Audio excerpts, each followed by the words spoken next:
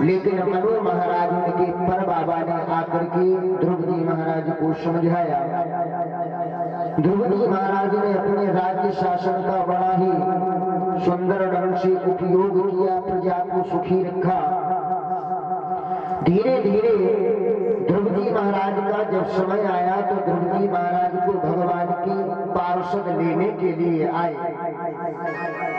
और ध्रुव जी महाराज जब भगवान की शरण में जाने लगे तो ध्रुव जी महाराज ने जिक्र किया कि हे पार्षदों, जब मैं जा रहा हूं तो मेरी मां कहां है? पार्षदों ने कहा कि प्रिय, जिसकी इतनी सुंदर मां हो, जिसने 5 वर्ष की अवस्था में अपने बच्चे को भगवान से मिला दिया, तो उसका विमान तो आगे आगे जा रहा है। ध्रुव जी महाराज जब जाने लगे तो वहीं पर मृत्यु देवी आ गई। तो ध्रुव जी महाराज ने अपने चरण कमल को मृत्यु के सर पर रखा। मृत्योर्मूर्धनिं पदं दत्त्वा आरुरोहा भूतं ग्रहम्। मृत्यु देवी के सर पर अपना पैर रखा और भगवान के पार्षदों के विमान में विराजमान होकर के वो भगवान के धाम को पहुंचे। आचार्य सुखदेव जी महाराज से परीक्षित ने कहा, प्रभु फिर आगे चल करके क्या हुआ? सुखदेव जी महाराज ने कहा कि हे परीक्षित, ध्रुव जी महाराज के पुत्र हुए उत्कल। ध्रुव जी महाराज के पुत्र हुए उत्कल और उत्कल महाराज के पुत्र हुए अंग और अंग महाराज के पुत्र हुए बेन। बेन महाराज का जब पाठ आया और उन्होंने शासन किया तो बेन महाराज बड़े ही अधर्मी राजा थे। उन्होंने सारे नगर में ढिंढोरा पिटवा दिया कि जो भी व्यक्ति भगवान की पूजा करेगा उसे पिटाई लगाई जाएगी, उसको मार डाला जाएगा। तो जो भी हवन पूजन करे मेरे नाम का करे। सभी लोग बोलेंगे कि मेरी ही भक्ति करे, मेरे नाम की आहुति डाले, मेरे नाम का पूजन पाठ करे। बेनाय नमः, बेनाय स्वाहा, क्योंकि हम ही सब कुछ है। राजा बेन ने बड़ा अत्याचार किया और जब अत्याचार किया तो कुछ संतों ने आकर के राजा को समझाया, लेकिन जब राजा की समझ में ये बात नहीं आई तो संत भगवान ने जब ज्यादा जोर से डांट फटकार लगाई तो बेन राजा का प्राणांत हो गया। और जब बेन महाराज का प्राणांत हो गया तो संतों ने सोचा कि राजा तो यहाँ का प्राणांत हो गया, अब आगे इस राजा को इस राज्य की जरूरत है तो इन प्रजा का पालन पोषण करने के लिए क्या हो?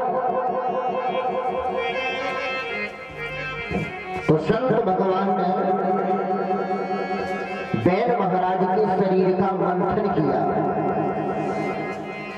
और जब शरीर का मंथन किया तो दाएं अंग से बेन महाराज के दाएं अंग से प्रथु भगवान का प्राकट हुआ। बोले प्रथु भगवान की। और वाम भाग से साक्षात लक्ष्मी स्वरूपा अर्ची महारानी का प्रादुर्भाव हुआ। अब प्रथु महाराज जैसे ही इस धराधाम पर आए उन्होंने देखा कि चारों तरफ बंजर भूमि पड़ी है, अन्न धन पैदा नहीं होता, क्योंकि प्यारे जिस राज्य का राजा ही पापी हो तो समझ लो वहां तो विनाश ही विनाश है। तो जब राजा बेन ने इतना अत्याचार किया तो वहां की सारी भूमि बंजर पड़ गई। अब महाराज प्रथु ने जब ये सब देखा कि यहाँ की प्रजा बड़ी दुखी है, महाराज प्रथु को क्रोध आया तो महाराज प्रथु ने पृथ्वी माता को डांट फटकार लगाई। और जब पृथ्वी को डांटा तो पृथ्वी मैया एक गाय का रूप धारण करके साक्षात प्रकट हो गए। पृथु महाराज ने कहा कि आप ये सब क्या कर रहे हैं और यहाँ इतना दुख प्रजा को हो रहा है।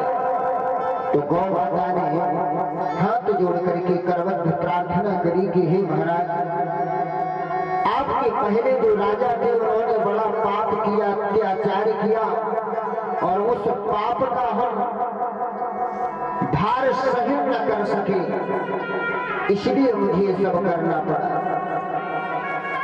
पृथु महाराज ने गाय का दोहन किया, दोहन करके और उस धराधाम को पुनः मृत जीवित किया। सारी प्रजा सुखी रहने लगी, सारे लोग बड़े प्रेम से रहने लगे,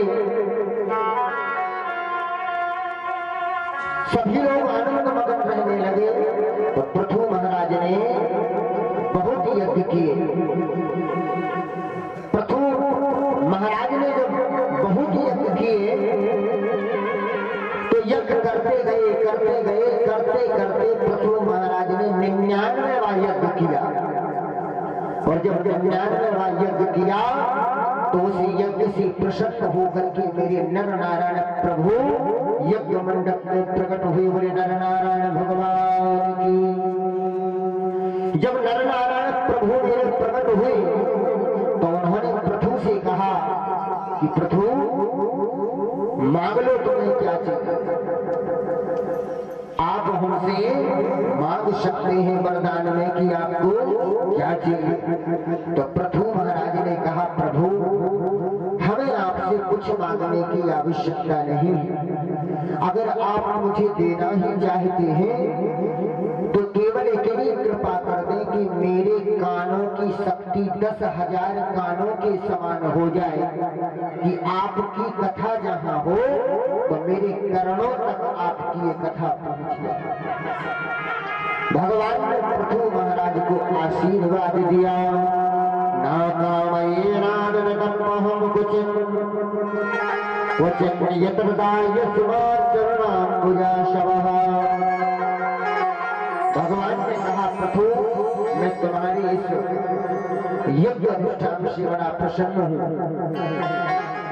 और मैं तुम्हें ये आशीर्वाद देता हूँ। पृथु महाराज ने आकर के इस धराधाम को पुनः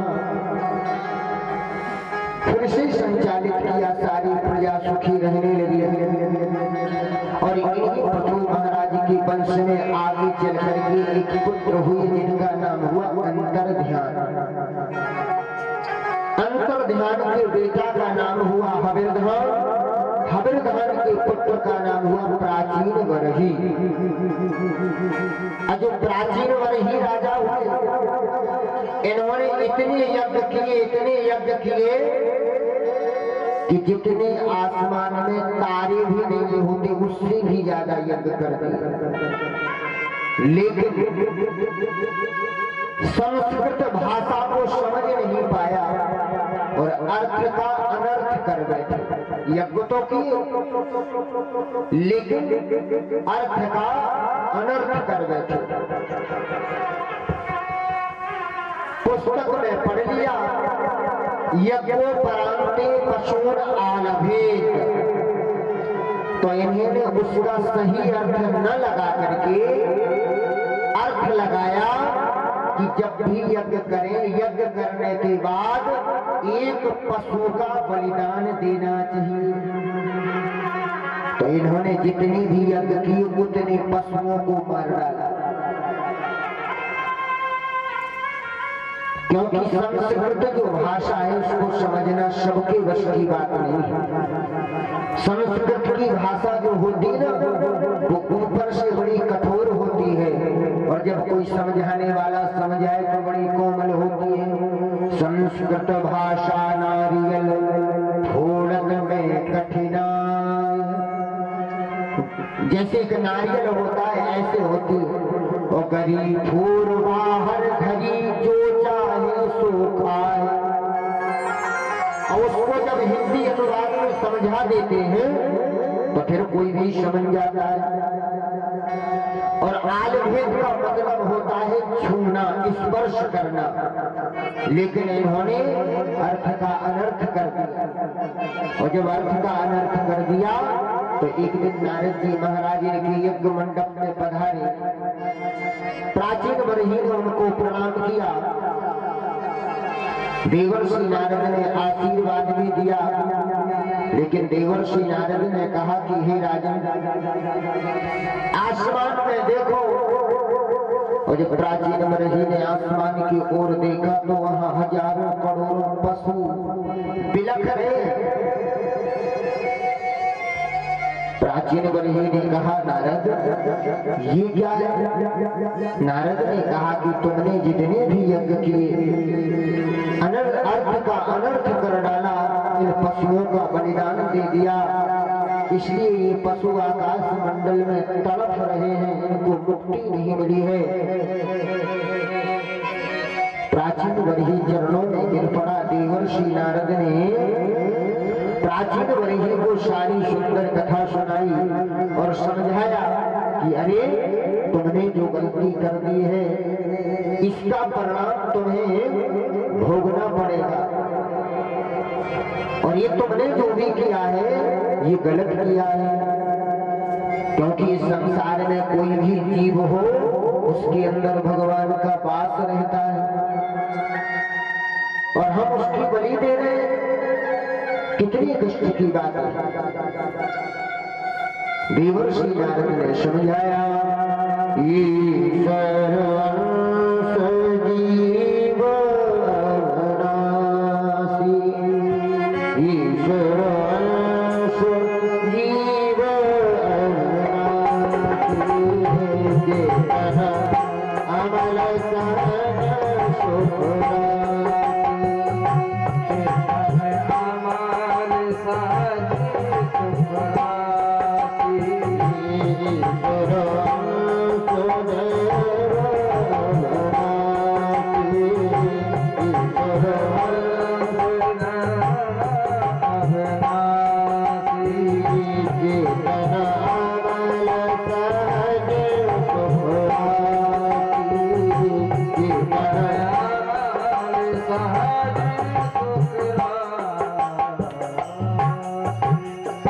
ईश्वर अंश जीव अविनाशी, हर जीव के अंदर ईश्वर का एक अंश विराजमान है।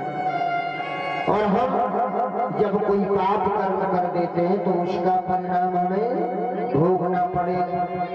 देवर्षि नारद ने प्राचीन बरही को बड़े सुंदर ढंग से समझाया, समझा बुझा करके उनको सदमार्ग पर लाया गया। इसके बाद प्राचीन बरही का मोक्ष हुआ।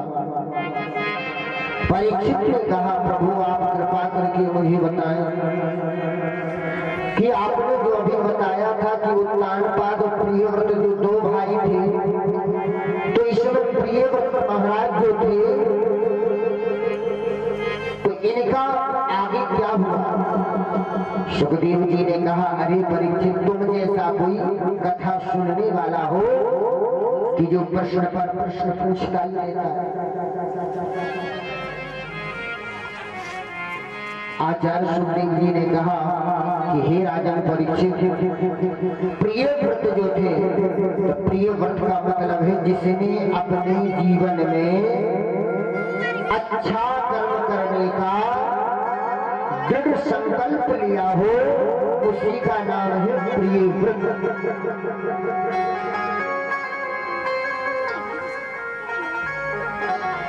व्रत का मतलब ये नहीं होता कि हमारा जब मन कहे तो हम सोमवार का व्रत करें, हम शनिवार का व्रत करें, हम संतोषी माता का व्रत करें,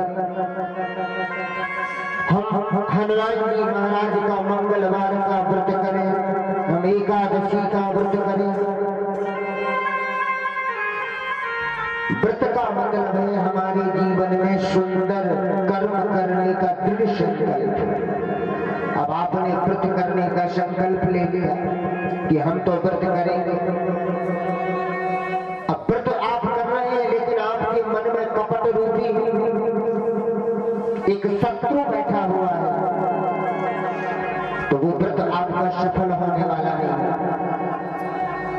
इसलिए जीवन में जब हम दृढ़ संकल्प लेते हैं कि प्रभु हमसे ऐसा कोई अपराध ना हो जाए कि हमारे द्वारा किसी व्यक्ति का दिल दुखे या किसी को कष्ट पहुंचे या हमसे किसी का बुरा हो, हे प्रभु आप सब पर अपनी कृपा दृष्टि बनाए रखें, संसार के सब जीव सुखी रहे, आप इतनी कृपा करें। और जब हम शरणागत होकर के भगवान की पूजा करेंगे या मन में विश्वास जमा लेंगे। अच्छा एक बात बता, क्या ज्यादा जप तप करने से भगवान मिलते नहीं मिलते ना? मीरा बाई ने भगवान का कोई तपस्या नहीं की, एक पैर पे खड़ी नहीं हुई, जंगल में नहीं गई, लेकिन उसके मन में क्या था? केवल भगवान का एक नाम रटती थी केवल। क्योंकि जब हम नाम रटेंगे तो नाम रटते रटते रटते रटते जब हमारी अंतर आत्मा में वो नाम बस जाएगा तो हर श्वास में वही नाम निकलेगा। अभी आपको पता हो, जब कोई व्यक्ति ज्यादा थक जाता है, जब बहुत ज्यादा थक जाए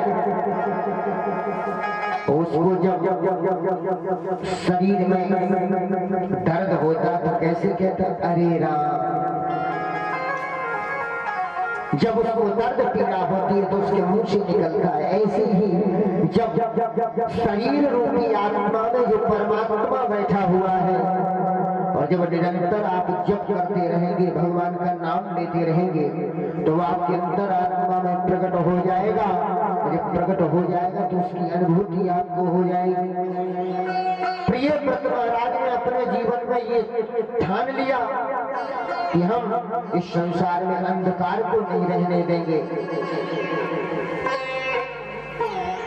हम जनमानस में सूर्य जैसा प्रकाश भर देंगे। तो सूर्य के समान उन्होंने दिव्य रथ को प्राप्त किया और इस संसार में अपने नाम को रोशन किया और अपनी ध्वजा को आगे बढ़ाया। और उन्हें प्रियव्रत महाराज के पुत्र हुए जिनका नाम हुआ आग्नेय, और आग्नेय महाराज के पुत्र हुए नाभि, और नाभि के पुत्र हुए ऋखवदेव। ऋखवदेव महाराज के 100 पुत्र हुए। कितने? 100 पुत्र। तो सबसे बड़ा जो पुत्र था जिसका नाम था भरत। पहले अपने देश का नाम भारत नहीं था, इसका नाम भारत नहीं था, पहले इसको अजनाब खंड बोला जाता था। लेकिन जब से 3 भरत पैदा हुए, जब से इस अजनाब खंड का नाम पड़ गया भारत वर्ष, ये अपना भारत बन गया। वो 3 से भरत कौन है? एक राम लक्ष्मण भरत शत्रुघ्न, एक राम जी के भैया भरत, एक शाकुंतलम भरत और एक ऋखवदेव के भरत। अब जब 100 पुत्र हुए तो एक दिन पिताजी ने सारे बेटों को बुलाया कि बेटा मेरे पास आओ।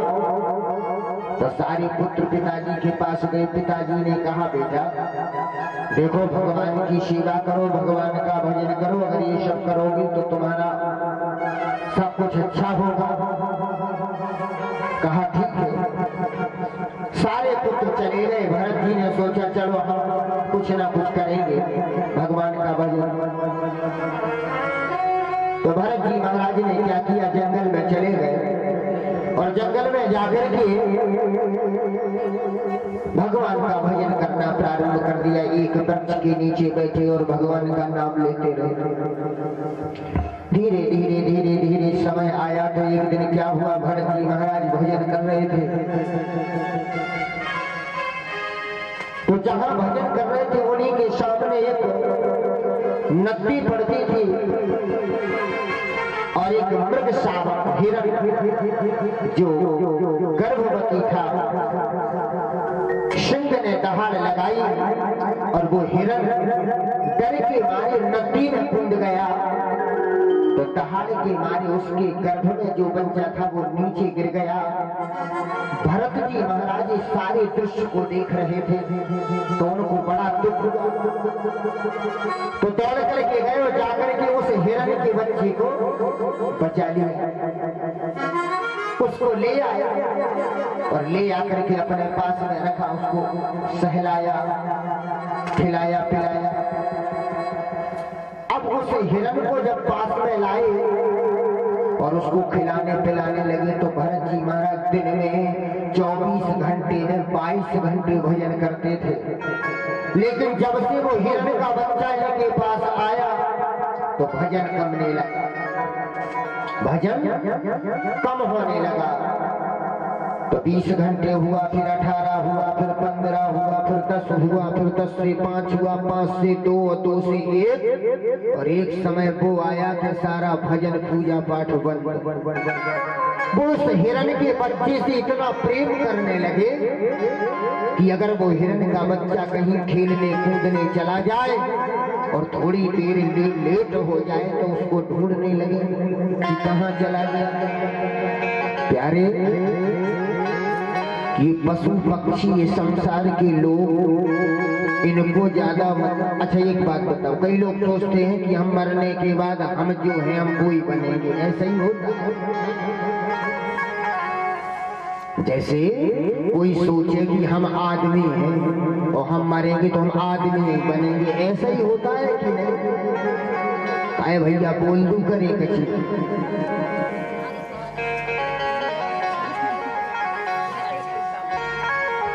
पता ये कभी मत सोचना, क्योंकि अब आपके यहाँ पंडित जी आते जाते हैं। गरुड़ पुराण अगर सुना हो आप लोगों ने, गरुड़ पुराण में कथा आती है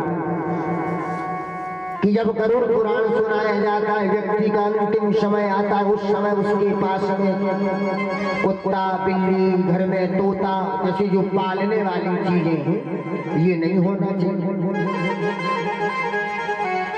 क्योंकि अगर उस व्यक्ति का मन जिस चीज में फंस जाएगा और मरते समय उसके मन से जो निकलेगा उसको वही बनना पड़ेगा।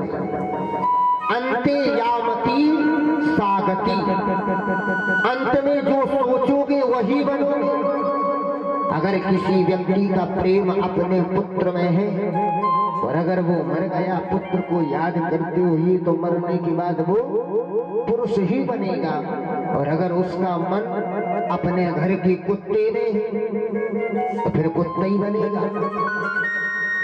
हाँ, इसलिए भैया कुत्ता मत पालियो। तो अंते यामती सहगति, जो सोचोगे वही बनना पड़ेगा। आज भरत महाराज ने उस हिरण के बच्चे से इतना प्रेम किया, इतना प्रेम किया कि जब मरने का समय आया तो आत्मा से निकला, मेरा हिरण का बच्चा